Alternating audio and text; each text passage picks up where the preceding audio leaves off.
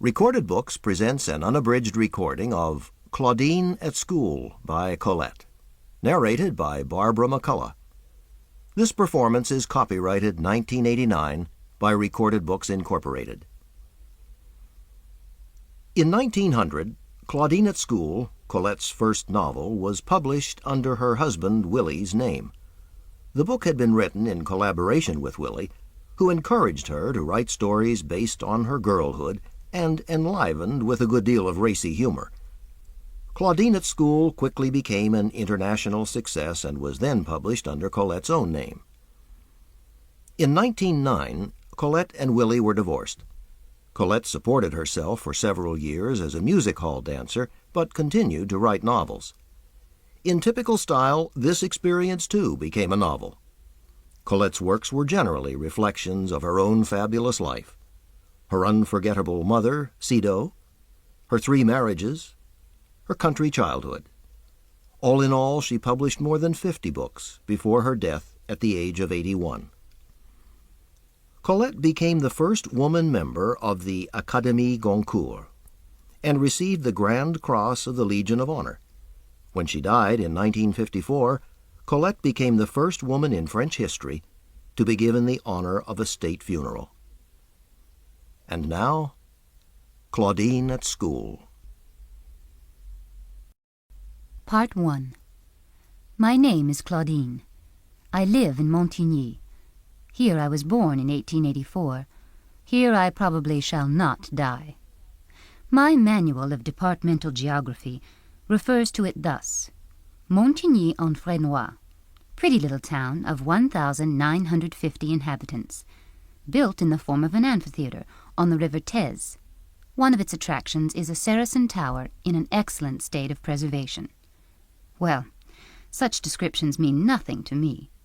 For one thing, there is no river Thèse. I know it is supposed to cut the fields just below the grade crossing, but at no season could you find enough of it to wash the feet of a sparrow. Montigny, built in the form of an amphitheater? Not to my eyes. I see it as a lot of houses which start tumbling down from the top of the hill to end in the valley below. They hang like a flight of steps, descending from the heavy chateau rebuilt under Louis XV, and already more dilapidated than the Saracen tower, low, completely cased in ivy, which each day eats away a little more of its crown. Also, it's a village, not a town. The streets, thank heaven, are not paved. The showers roll down them in little torrents, dry at the end of 2 hours. It's a village, not even a particularly pretty one, and yet I adore it. The charm and the delight of this countryside of hills and valleys, so narrow that some are ravines, are its woods deep and invading, which ruffle and curl as far as the eye can reach. Green pastures perforate them here and there, and some small fields. Not many. The superb woods devour all. Therefore this lovely land is ghastly poor, with occasional isolated farms, so rare there are just enough of their red roofs to bring out the velvet green of the trees. Ah, the trees! I know them all. I've beaten my way through them so often. There are the copses, where the underbrush snatches villainously at your face as you pass by. These are full of sun, strawberries, lilies of the valley, and also snakes. I've shaken and suffocated with fear at seeing glide by my feet their small, revolting bodies, smooth and cold. 20 times I've pulled up short, panting, on finding beneath my hand among the anemones a prudent adder, rolled as neat as a snail, head up, petty golden eyes turned on me. Not dangerous, but terrifying. Still, I always end by returning there, alone or with my friends. Preferably alone, because those overgrown young females irritate me.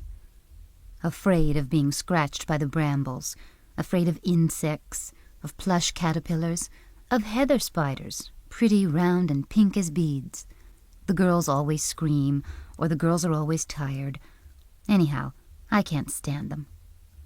Then there are my favorites, the big trees, 15 or 20 years old. My heart bleeds when I see them cut into.